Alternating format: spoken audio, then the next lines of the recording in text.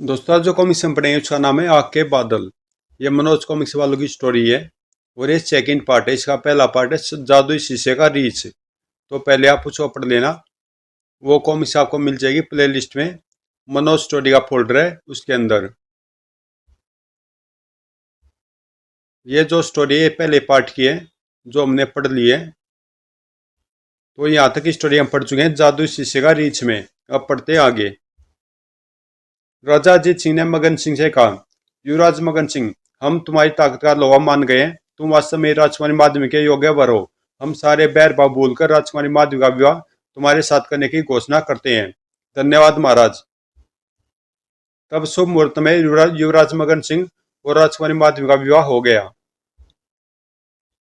विवाह के पश्चात राजा अजीत सिंह ने खूब दान देश देकर राजकुमारी माधवी को मगन सिंह के साथ विदा किया।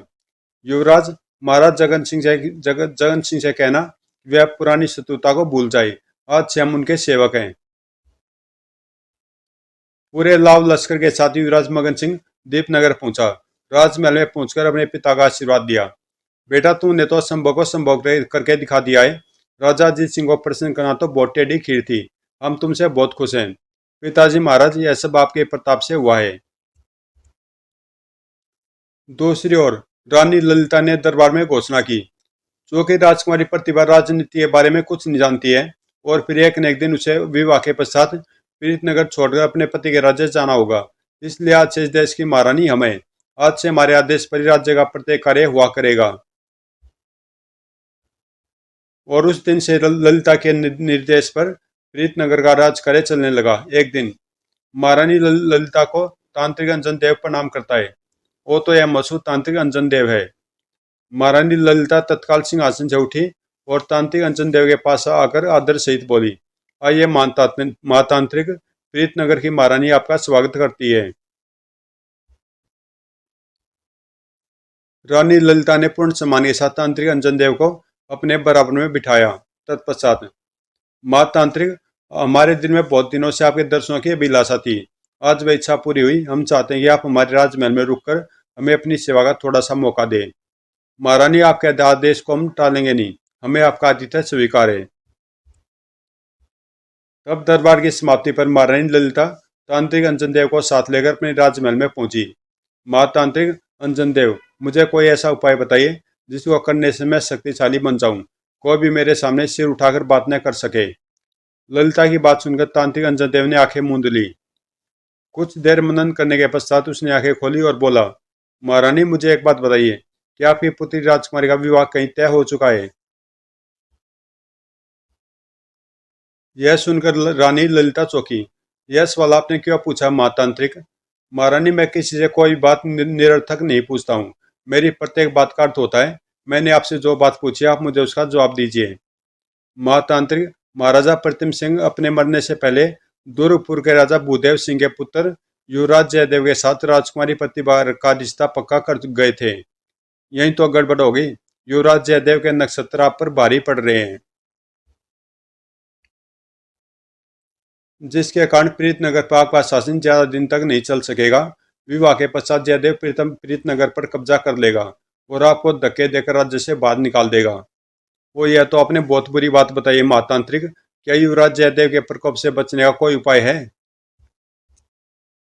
उपाय तो है महारानी, लेकिन आप उसे कर नहीं पाएंगी। आप उपाय बताइए तो सही महातांत्रिक।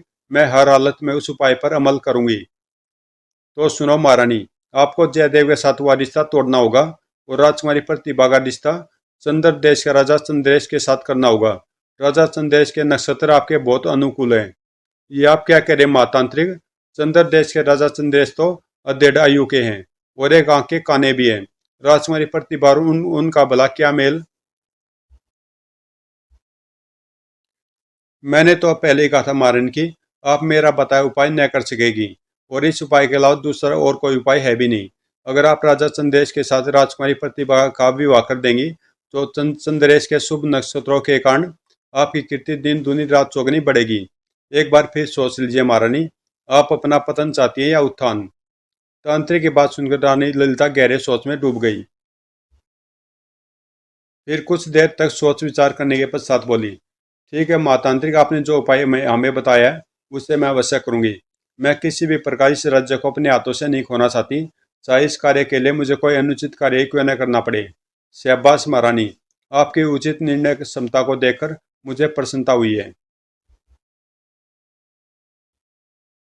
महातांत्रिक, जब आपने मैं आने वाले खतरे से आगाह कर ही दिया है, तो मेरी प्रार्थना की आप मुझे कोई ऐसी तांत्रिक शक्ति दो जिसे सीखने के पश्चात मैं समय से पूर्व हुई शत्रुओं की चालों से अवगत हो जाऊं। अवश्य महारानी, हम आपको ऐसी तांत्रिक शक्ति अवश्य देंगे। उसी रात राजमहल के एक कक्ष में, महारानी, अब आप तांत्रिक विद्या का कमाल देखना। कहकर तांत्रिक ने खोपड़ी को हाथ में उठाया और उसने हाथ में पकड़ी हड्डी को खोपड़ी पर 5 बार घुमाया। अगले पल, हा हा हा, माँ तांत्रिक अंजन देव, आपने मरकट को क्यों याद किया है? मरकट महारानी ललिता कोई भी एक तांत्रिक शक्ति प्राप्त करना चाहती है, हमने इन्हें तांत्रिक शक्ति देने का वचन दिया है। तुम फौरन ही मरकट से एक अर्धजली खोपड़ी लेकर आओ। उस खोपड़ी के द्वारा महारानी ललिता को तांत्रिक सिद्धि प्रदान करेंगे। जो आगे माँ तांत्रिक अंजन देव, मैं भी मरकट जाता हूँ।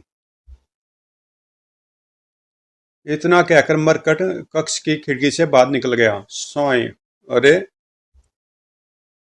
तब तांत्रिक अंजन देव आंखें मूंद कर बैठ गया और कुछ मंत्र बुदबुदाने लगा। माँ तांत्रिक अंजन देव तो सचमुच ही बहुत पहुंचा हुआ तांत्रिक है। तांत्रिक अंजन देव बहुत देर तक इसी तरह मंत्र बुदबुदाता रहा। तभी, आंखें खोलिए माँ तांत्रिक, मैं मरगट से अर्धजली खोपड़ी ले आया हूँ। सुनकर तांत्रिक अंजन देव ने आंखें खोली और उससे खोपड़ी ले ली। मरकट, अब तुम वापस चले जाओ, हम अब तांत्रिक अनुष्ठान करने वाले हैं। जो आ गया माँ तांत्रिक। अगले पल मरकट अदृश्य हो गया। तांत्रिक अंजन देव ने लोबान चलाया, जिससे सारे कक्ष में धुआं फैल गया। तब वह खोपड़ी रानी ललिता के माथे से छुआते हुए बोला, जय भैरवी, महारानी ललिता को ऐसी शक्ति दो जिसके द्वारा ये पशु पक्षी पेड़ पौधे पत्थर और पानी की भाषा को भी समझ सके। माँ तांत्रिक जी, ऐसा ही होगा। तब तांत्रिक अंजन देव उस जली खोपड़ी को रानी ललिता को देते हुए बोला, लीजिए महारानी, इस खोपड़ी को हमेशा अपने पास रखना। जब तक यह खोपड़ी आपके पास रहेगी, तब तक आप पशु पक्षी पेड़ पौधे पत्थर और पानी की भाषा को आसानी से समझती रहेगी। लेकिन महातांत्रिक, मैं पशु पक्षी पेड़ पौधे पत्थर और पानी की भाषाओं को समझकर क्या करूंगी? महारानी, ये आपकी भूल है। मनुष्य की भांति ये लोग भी आपस में वार्तालाप करते हैं। आने वाले संकट का उन्हें पूर्वाभास हो जाता है। अतः ये समय से पहले आपको आने वाले हर संकट से अवगत करा दिया करेंगे। और तब तो यह तांत्रिक शक्ति मेरे बड़े काम की है। खुश होकर रानी ललिता ने वह खोपड़ी तांत्रिक से ले ली। दूसरी सुबह, जब तांत्रिक अंजन देव प्रीतनगर से जाने लगा, महारानी, चलते चलते मैं तुम्हें एक अद्भुत वस्तु के बारे में और बताता हूँ। यहाँ से 50 कोस दूरी पर पूर्व दिशा में एक गुफा है। उस गुफा में तंत्र मंत्र की एक पुस्तक रखी हुई है। उस पुस्तक में तंत्र मंत्र की समस्त शक्तियों के बारे में लिखा है। अतः आप जब भी किसी गहरे संकट में हो, उस अद्भुत पुस्तक को मंगा सकती हैं। लेकिन ध्यान रहे, उस गुफा में स्त्री का प्रवेश वर्जित है। केवल पुरुष ही उस गुफा में जा सकता है। मैं आपकी बात ध्यान रखूंगी माँ तांत्रिक। तब तांत्रिक अंजन देव ने रानी ललिता से विदा ली और सीधा चंद्र देश का राजा चंद्रेश के पास पहुंचा। आओ माँ तांत्रिक अंजन देव, कहो प्रीतनगर से क्या समाचार लाए हो? महाराज, मैं रानी ललिता पर पूरी तरह अपना शिकवा जमा आया हूँ। वे राजकुमारी प्रतिभा का विवाह आपके साथ करने के लिए तैयार हो गई हैं। ओह माँ तांत्रिक, तुमने तो असंभव को भी संभव कर दिखाया है। लेकिन यह सब हुआ कैसे? रानी ललिता हमारे साथ अपनी सुंदर कन्या का विवाह करने के लिए तैयार कैसे होगी? महाराज, रानी ललिता एक धूर्त स्त्री है। राज्य के लोभ में वे अपनी सौतेली बेटी को भी दांव पर लगाने को तैयार हो गई है। तब तांत्रिक ने चंद्रेश को विस्तार पूर्वक सारी बात बताई। सारी बात जानकर, माँ तांत्रिक, अब हमें उस दिन ही पूर्ण रूप से चैन में आएगा जब राजकुमारी प्रतिभा हमारी पत्नी बन जाएगी। हमें वह दिन अच्छी तरह याद है, जब दुर्गपुर के राजा भूदेव सिंह ने राजाओं की बड़ी सभा में हमारा मजाक उड़ाते हुए कहा था कि कोई भी रूपसी हमारे साथ विवाह करने को तैयार न होगी। लेकिन हम अभी तक कुंवारे हैं। उनकी यह बात हमारे दिल को चुभ गई थी। हमने उसी समय प्रण कर लिया था कि हम उनके पुत्र का रिश्ता तुड़वाकर राजकुमारी प्रतिभा से किसी भी प्रकार विवाह करेंगे। आज तुम्हारे कारण हमारा वह प्रण पूरा हुआ। आज हम बहुत खुश हैं। चंद्रेश ने खुश होकर तांत्रिक अंजन देव को बहुत से पुरस्कार दिए। दूसरी ओर रानी ललिता राजकुमारी प्रतिभा से कह रही थी, राजकुमारी प्रतिभा, मैं तुम्हारा विवाह विवाह चंद्र देश के राजा राजा चंदेश के साथ करना चाहती हूँ। लेकिन क्यों माँ? मेरा विवाह तो दूरपुर के युवराज जयदेव के साथ पिताजी महाराज पहले ही तय कर गए थे। फिर आप चंद्र देश के राजा चंदेश के साथ मेरा विवाह क्यों करना चाहती हैं? राजकुमारी प्रतिभा, मैं तुम्हारे भले के लिए यह सब कर रही हूँ। भलाई का डेढ़ वह कान्हे राजा के साथ मेरा विवाह करके आप मेरी कौन सी भलाई करना चाहती है माँ? प्रतिभा, हमसे जुबान न लड़ाओ। अब वही होगा जो हम चाहेंगे। तुम्हारा विवाह युवराज जयदेव के साथ न होकर चंद्र देश के राजा चंदेश के साथ होगा। तो मेरी भी बात सुन दो माँ, मैं भारतीय नारी हूँ और भारतीय नारी एक बार जिसे अपना पति मान लेती है उसी के साथ विवाह करती है। मैं भी मनी मनी युवराज जयदेव को अपना पति मान चुकी हूँ, इसलिए उनके अलावा और किसी को पति के रूप में नहीं वरूंगी, चाहे जो कुछ हो जाए। प्रतिभा, बहुत वाचल हो गई हो तुम, अपनी माँ से जुबान लड़ाती हो। तुम माँ जरूर हो, लेकिन सौतेली माँ। अपनी बातों से आज तुमने सिद्ध कर दिया है कि अपनी माँ अपनी होती है और सौतेली माँ सौतेली होती है। यदि आज मेरी सगी माँ जीवित होती तो वह मेरे साथ कदापि ऐसा न करती। प्रतिभा, तुम्हारे बोलने के लहजे लहजे से बगावत की बू आ रही है। अब हम यह बात कभी भी बर्दाश्त नहीं करेंगे। कहकर रानी ललिता ने ताली बजाते हुए कहा, कोई है, कोई है? तुरंत ही दो सेविकाएं वहां हाजिर हो गई। रानी ललिता ने उन्हें आदेश दिया, राजकुमारी प्रतिभा, आज से इस कक्ष में नजरबंद है। तुम दोनों को कहो कक्ष से बाहर रहकर राजकुमारी प्रतिभा की निगरानी करनी होगी। जो आज्ञा महारानी। ध्यान रहे राजकुमारी प्रतिभा इस कक्ष से एक पल के लिए भी बाहर न जाने पाए। हम इस बात का पूरा ध्यान रखेंगे महारानी जी। कहकर दोनों सेविकाएं कक्ष से निकल गई। तब रानी ललिता ने राजकुमारी प्रतिभा से कहा, प्रतिभा, इस कक्ष से अब तुम तभी बाहर निकलोगी जब तुम राजा चंदेश के साथ विवाह करने की स्वीकृति दे दोगी। वह दिन कभी नहीं आएगा, मैं मर जाऊंगी पर राजा चंदेश के साथ विवाह नहीं करूंगी। प्रतिभा, मैं अभी यहाँ से जाकर राज पंडित से तुम्हारे विवाह का मुहूर्त निकलवाती हूँ। उसी मुहूर्त में राजा चंदेश के साथ तुम्हें विवाह करना होगा। आपको जो करना कीजिए, मैंने अपना फैसला आपको सुना दिया है।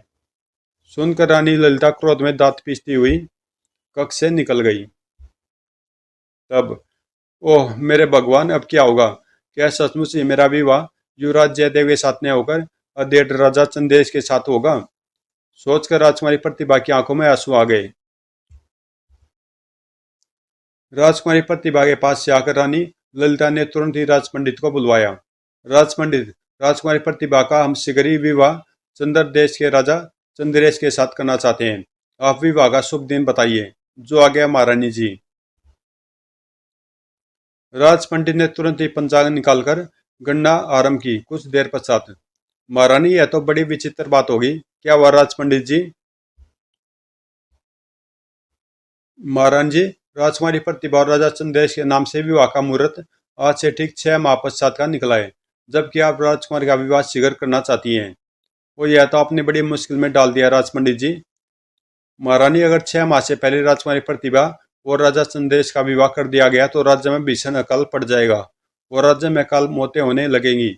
इसलिए मेरी राय है कि विवाह 6 माह पश्चात ही होना चाहिए। ठीक है राज पंडित जी, यदि ऐसी बात हो तो हम यह विवाह 6 माह पश्चात ही करेंगे। तत्पश्चात रानी ललिता राज पंडित को स्वर्ण मुद्रा की थैली देती हुई बोली, राज पंडित जी, यह बात किसी को भी पता नहीं चलनी चाहिए कि हम राजकुमारी प्रतिभा का विवाह राजा चंदेश के साथ करना चाहते हैं। जो आज्ञा रानी माँ। इधर जब भोजन लेकर दासी राजकुमारी प्रतिभा के पास पहुंची। ले जाओ, मुझे नहीं खाना है, मैं भूखी मर जाऊंगी, पर इस प्रकार कैद होकर भोजन नहीं करूंगी। दासी सिटपिटाकर उल्टे कदम ही वापस लौट गई। राजकुमारी प्रतिभा बहुत परेशान थी। क्या करूं? इस प्रकार तो मैं घुट घुट कर मर जाऊंगी। तभी रानी ललिता ने उसके कक्ष में प्रवेश किया। प्रतिभा, तुमने भोजन वापस क्यों भिजवा दिया? मेरी मर्जी, मैं भोजन खाऊं या न खाऊं, तुम कौन होती है ऐसा पूछने वाली? किया कहा, मैं कौन होती हूँ पूछने वाली? ठहर, अभी बताती हूँ तुझे। तड़ाक कहकर आह। तत्पश्चात, ठीक है, मत खाना। जब 2-6 दिन खाने की भोजन नहीं मिलेगा तो तेरा दिमाग अपने आप ठीक हो जाएगा। कहकर रानी ललिता कक्ष से बाहर चली गई। तब राजकुमारी प्रतिभा शैया पर गिरकर फूट फूट कर रोने लगी। इधर जैसी रानी ललिता प्रतिभा की कक्ष से बाहर निकली। देखो मैंने रानी ललिता राजकुमारी प्रतिभा के साथ कितना क्रूर व्यवहार कर रही है। तो थे रानी ललिता औरत नहीं डायन है, एक दिन इसका बुरा दर्जा होगा। तांत्रिक अंजन देव के द्वारा दी गई अधजली खोपड़ी के कारण रानी ललिता पशु पक्षियों की भाषा आसानी से समझ सकती थी। ओ ये तोता मैना मेरे बारे में न जाने क्या उल्टी सीधी बक रहे हैं, मैं भी इन्हें पकड़कर मजा चखाती हूँ। सोचकर रानी ललिता जैसे उन्हें पकड़ने के लिए आगे बढ़ी। ओ ये तो उड़ गए फुर्र। तब क्रोध में पांव पटकती हुई ललिता आगे बढ़ गई। दूसरे दिन ही रानी ललिता ने अपने विश्वसनीय दूत को बुलाकर कहा, तुम्हें चंद्र देश पहुंचकर रानी राजा संदेश को यह पत्र देना है, जो आ गया महारानी जी। दूत पत्र लेकर राजा चंदेश के पास पहुंचा। महाराज, हमारी महारानी ने आपके नाम यह पत्र दिया है। राजा चंद्रेश ने दूत से पत्र लेकर पढ़ा। राजा चंद्रेश, हम अपनी बेटी का विवाह आपके साथ करना चाहते हैं। हमारे राज पंडित ने विवाह का मुहूर्त ठीक 6 माह बाद का निकाला है, इसलिए आपको सूचना दी जाती है कि 6 माह पश्चात राजकुमारी प्रतिभा का विवाह आपके साथ होगा। आपकी स्वीकृति के इंतजार में, रानी ललिता, प्रीतनगर। पत्र पढ़कर दूत महारानी ललिता से कहना कि हम इस विवाह के लिए तैयार हैं, हम 6 माह बीतने की प्रतीक्षा करेंगे। इधर राजकुमारी प्रतिभा को अपने कक्ष में कैद हुए कई दिन बीत गए। एक दिन, राजकुमारी, मुझसे आपका दुख नहीं देखा जाता, क्या मैं आपके कुछ काम आ सकती हूँ? रूपा, भला मेरे क्या काम आ सकती है? तभी, राजकुमार जी, आप अपने आप को अकेली न समझना, मैं आपके साथ हूँ। जब भी मेरी जरूरत की आवश्यकता हो मुझसे कहना, मैं जान देकर भी आपकी सहायता करूंगी। रूपा, तेरी बातों से मुझे बहुत बल मिला है, मैं तेरी बात ही याद रखूंगी। एक दिन जब रानी ललिता राजमहल के सरोवर के किनारे टहल रही थी, मेंढक भाई, क्या सुना तुमने? आजकल रानी ललिता बहुत नाराज है। हाँ मछली बहन, रानी ललिता आजकल राजकुमारी प्रतिभा से नाराज है। वह राजकुमारी प्रतिभा पर इन दोनों बहुत जुल्म ढा रही है। यह सुनकर रानी ललिता चौंकी। और ये दोनों तो मेरे बारे में ही बातें कर रहे हैं। अतः ललिता ध्यान से उन दोनों की बातें सुनने लगी। तुम ठीक कह रहे हो मेंढक भाई, रानी ललिता को तो आजकल सही बात भी गलत लगती है।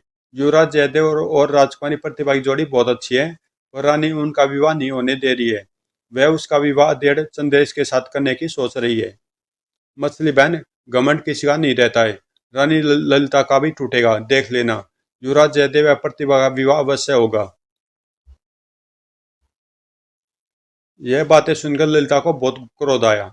मैं किसी भी हालत में जयदेव और प्रतिभा का विवाह नहीं होने दूंगी। और ललिता उन दोनों की बातें पुनः आगे सुनने लगी।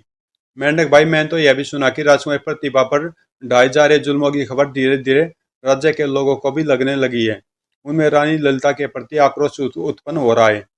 मछली बहन, प्रजा का यही आक्रोश एक दिन रानी ललिता को ले डूबेगा। उसे उसके पापों की सजा अवश्य ही मिलेगी। इतना वार्तालाप करने के पश्चात मेंढक और मछली सरोवर में डुबकी लगा गए। तब क्रोध में उछलती हुई ललिता भी वहां से चली गई। उस रात जब ललिता शैया पर लेटी तो उसे नींद नहीं आई। आज मछली और मेंढक की बातें सुनकर ऐसा लग रहा है कि प्रजा मेरे विरुद्ध होती जा रही है। ये आने वाले खतरे के लक्षण है। इससे पहले कि प्रजा बगावत का झंडा ऊंचा करे, मुझे कुछ न कुछ करना चाहिए, वरना बाजी हाथ से निकल जाएगी। ललिता सोच में पड़ गई। एक आंख उसे ध्यान आया। तांत्रिक अंजन देव ने जिस तांत्रिक पुस्तक के बारे में बताया था, क्यों मैं उस पुस्तक को अपने पास मंगवा लूं। उस पुस्तक के पास आ जाने से मैं अनेक तांत्रिक शक्तियों की मालिक हो जाऊंगी, और तब चाहकर भी मेरा कोई कुछ नहीं बिगाड़ सकेगा। दूसरे दिन रानी ललिता ने प्रधानमंत्री गौतम देव को बुलाया। प्रधानमंत्री जी, यहाँ से 50 कोस की दूरी पर पूर्व दिशा में एक गुफा है। उस गुफा में एक पुस्तक रखी है, तुम्हें आज ही उस पुस्तक को लेने जाना होगा। जो आ गया महारानी जी। प्रधानमंत्री गौतम देव उसी समय गुफा की ओर चल दिया। दूसरी ओर दासी रूपा राजकुमारी प्रतिभा को समझा रही थी। राजकुमार जी, आपने कई दिनों से भोजन नहीं किया है, ऐसी हालत में आप कब तक स्वस्थ रह पाएंगी? रूपा, मेरी जीने की समस्त उमंगें मर सी गई हैं। ऐसा न कि राजकुमार जी, अभी तो आपको बरसों जीना है। मेरी मान तो आप भोजन ग्रहण कर लीजिए और निराशा छोड़कर रानी ललिता की कैद से निकलने का कोई उपाय सोचिए। रूपा, रानी ललिता की कैद से भला मुझे कौन छुड़ा सकता है? कहकर प्रतिभा एक आह भरकर रह गई। यह देखकर लगता है राजकुमार जी, आप अपने धर्म भाई युवराज मगन सिंह को भूल गई हैं। तुम्हारे कहने का क्या मतलब है रूपा?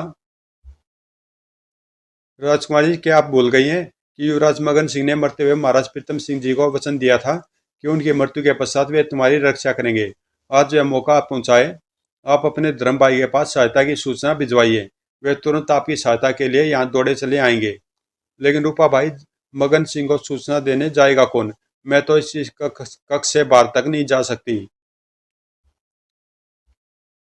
मैं जाऊंगी युवराज मगन सिंह के पास और उन्हें आपकी हालत से अवगत कराऊंगी। ओ मेरी अच्छी रूपा, क्या तुम मेरा यह कार्य कर सकती हो? क्यों नहीं राजकुमारी, मैंने बरसों से राजघराने का नमक खाया है। आज जब उसे अदा करने का मौका हाथ आया है तो क्या मैं पीछे हट जाऊंगी? तो रूपा, जाओ भाई मगन सिंह के पास जाकर उन्हें मेरी हालत से अवगत कराओ। कहना उनकी बहन बड़े संकट में है।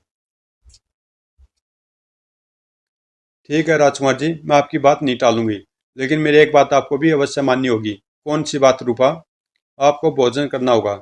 जिद छोड़िए और मेरे कहने से भोजन ग्रहण कर लीजिए। अच्छा रूपा, मैं तेरी यह बात अवश्य मानूंगी। लाओ, भोजन का थाल मुझे दे दो। रूपा से भोजन का थाल लेकर प्रतिभा ने तुरंत ही भोजन करना प्रारंभ कर दिया। उचित अवसर देखकर रूपा ने अस्तबल से एक घोड़ा खोला और उस पर सवार होकर दीपनगर की ओर चल दी। दूसरी ओर लंबा सफर तय करने के पश्चात प्रधानमंत्री गौतम देव गुफा के बाहर पहुंचा।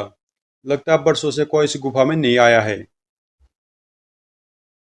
प्रधानमंत्री गौतम देव ने मकड़ी का जाला हटाकर गुफा में प्रवेश किया।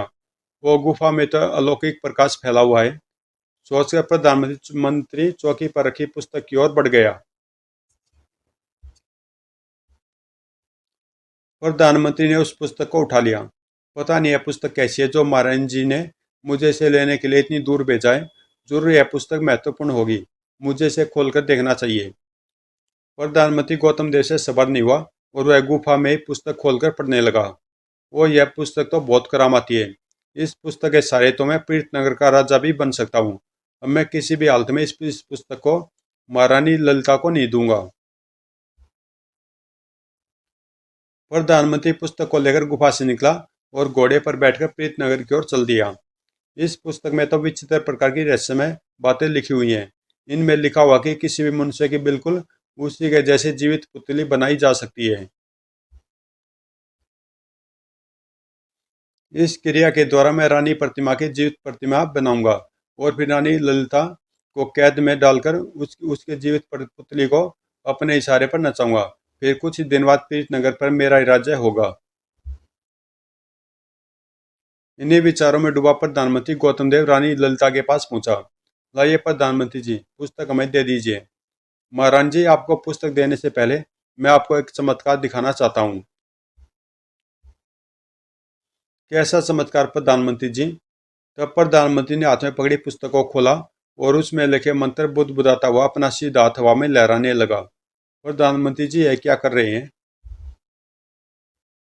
अगले पल एक तेज प्रकाश का छपाका सा हुआ। छपाक। जब वातावरण से प्रकाश छटा, ओह आश्चर्य है, यह स्त्री तो बिल्कुल हमारी जुड़वा बहन प्रतीत होती है। प्रधानमंत्री जी, यह सब क्या है? महारानी जी, यह सब इस करामती पुस्तक का चमत्कार है। इस पुस्तक के जरिए अब मैं प्रीतनगर पर राज्य करूंगा। क्या मतलब? मतलब यह है कि तुम्हारे स्थान पर अब यह तुम्हारी हमशक्ल पुतली प्रीतनगर पर राज्य करेगी और यह मेरे इशारे पर नाचेगी और तुम आरामपूर्वक कैद खाने में रहोगी। क्या तुम मुझे कैद करोगे प्रधानमंत्री जी? राजनीति में सब कुछ जायज है। आपने भी तो राज्य के लिए अपनी सौतेली बेटी को कैद करे रखा हुआ है। अब आपकी बारी है तो चौंक क्यों रही है? तुम्हारी हिम्मत कि तुम मुझे कैद करोगे? रानी ललिता, तुम बहुत चिल्ला रही हो। मैं अभी तुम्हारी आवाज को बंद करता हूँ।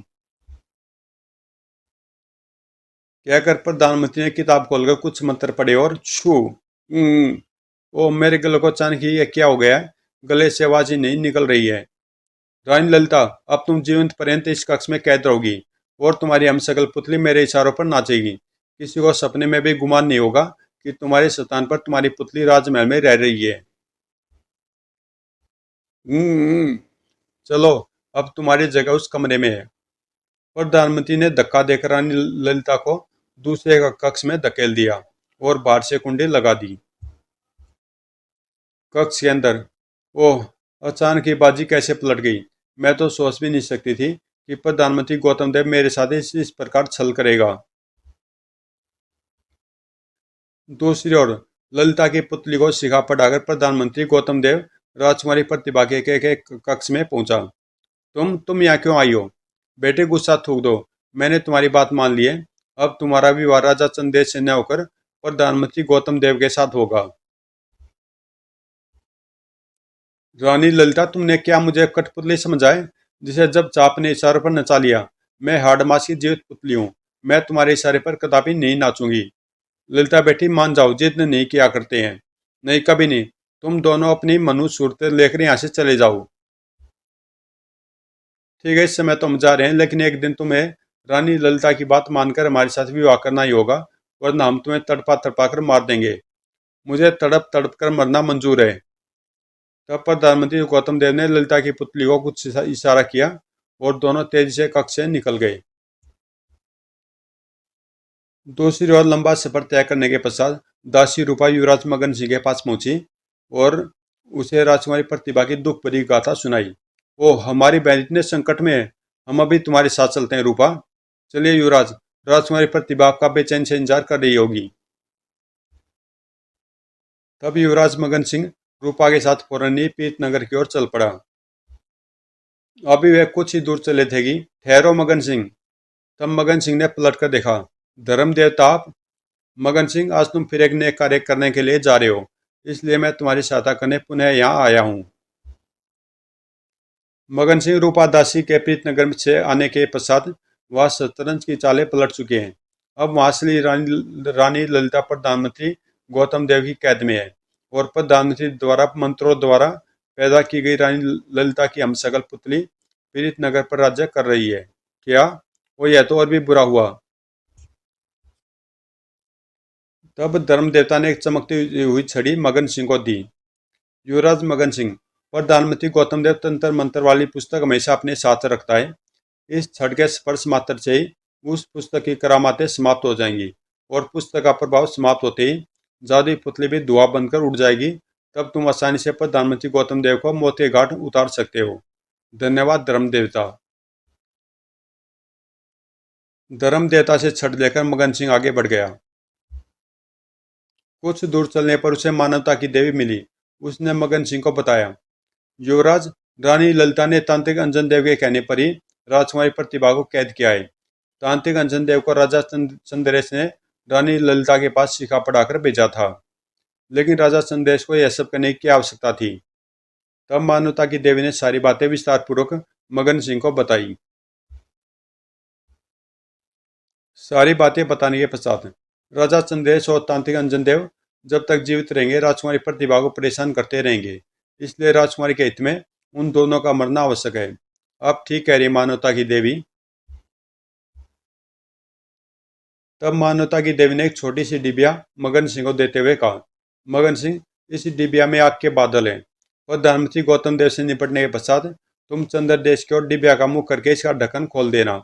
डिबिया का ढक्कन खुलते आग के बादल चंद्र देश की ओर उड़ जाएंगे और वहां पहुंचकर राजा चंद्रेश और तांत्रिक अंजन देव को जलाकर राख कर देंगे। मगन सिंह ने मान्यता की देवी से भी जादुई डिबिया ले ली और आगे चल पड़ा।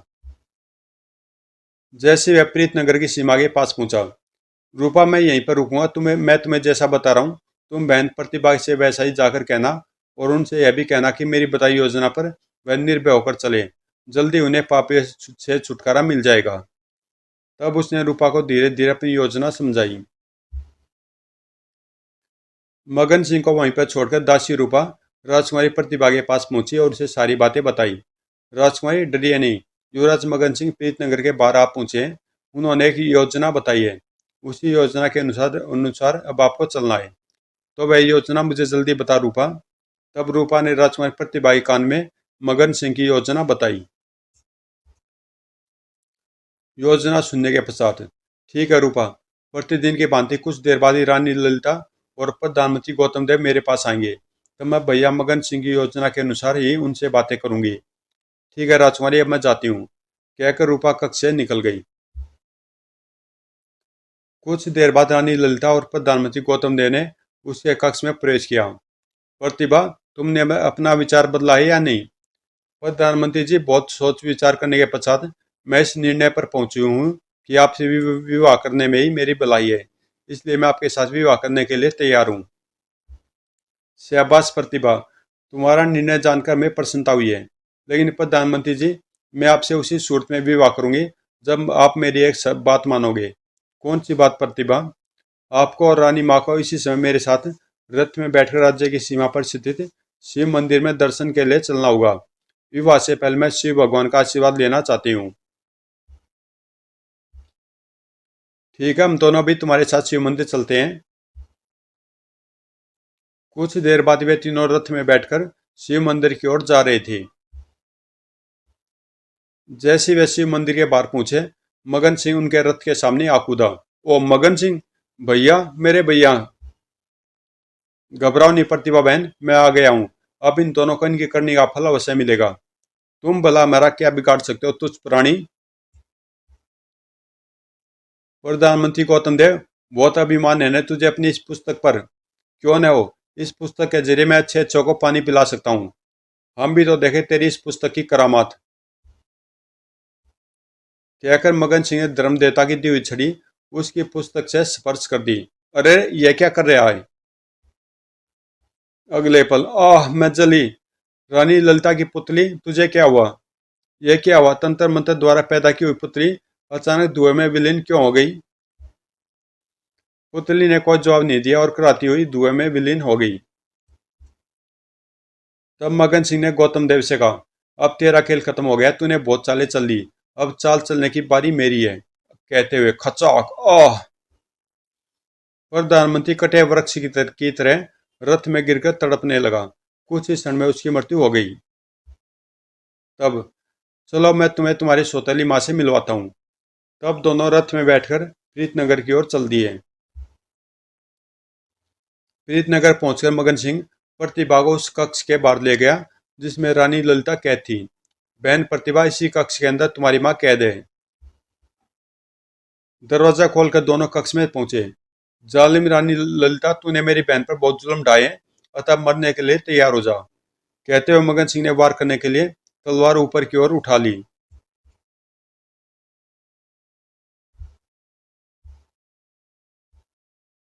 यह देखकर, नहीं भैया नहीं, ऐसा न करो, ये जैसी भी आखिर मेरी माँ है, इन्हें न मारिए। प्रतिभा की बात सुनकर मगन सिंह ने उठी हुई तलवार नीचे गिरा ली। तत्पश्चात, देखा रानी ललिता, जिस प्रतिभा को तुम तड़पा तड़पा कर मार रही थी, उसी के कारण आज तुम्हें जीवन की भीख मिली है। सुनकर ललिता रो पड़ी। बेटी प्रतिभा, मुझे माफ कर दो, मैंने तुम्हें पहचानने में बड़ी भूल की थी। माँ, मुझसे क्षमा मांगकर आप मुझे शर्मिंदा न करें। तब रोती हुई ललिता ने प्रतिभा को छाती से लगा लिया। तब मगन सिंह ने मान्यता की देवी की दी हुई डिबिया खोली और आग के बादल चंद्र देश जाओ और राजा चंद्रेश और तांत्रिक अंजन देव को जलाकर राख कर दो। आग के बादल आकाश में उड़ते हुए चंद्रदेश जा पहुंचे और उन्होंने राजा चंद्रेश व तांत्रिक को घेर लिया। ओह ओह! पल भर में ही राजा चंद्रेश और तांत्रिक अंजनदेव जलकर राख हो गए। दूसरी ओर युवराज मगन सिंह और रानी ललिता ने बड़ी धूमधाम के साथ प्रतिभा और जयदेव से का विवाह किया। तत्पश्चात मगन सिंह अपने राज्य वापस लौट गया। समाप्त। तो दोस्तों, कॉमिक्स यहीं पे समाप्त होती है और मिलते हैं किसी अगली कॉमिक्स में।